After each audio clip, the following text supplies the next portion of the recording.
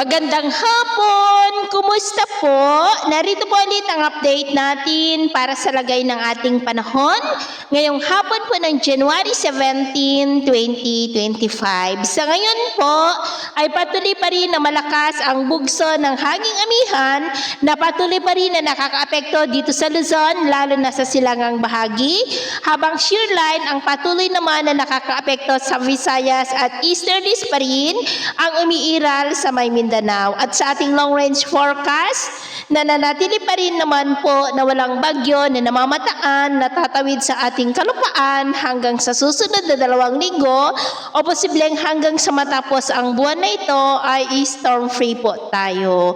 At sa lagay ng ating panahon, ngayong hapon ay maayos ang panahon sa malaking bahagi ng bansa pero may tsansa pa rin po ng mga cloudy skies with isolated rain sa may Cagayan, Isabela, Apayao, Quezon, ilang bahagi ng Camarines Provinces, Catanduanes, Sorsogon, Southern Palawan, Eastern Samar, Leyte, Northern Negros, Dinagat Island, Holosulu at Tawi-Tawi. At mamayang gabi, maayos pa rin ang panahon sa mas malaking bahagi ng bansa pero may tsansa pa rin ng mga isolated rains dito pa rin sa may Cagayan, Apayao, Isabela, Infanta, ilang bahagi ng Camarines Provinces, Catanduanes, Calapan, Kalayaan Island, Eastern Samar, ilang bahagi ng Leyte, Cebu at Tawi-Tawi, kaya mag-ingat pa rin po tayo.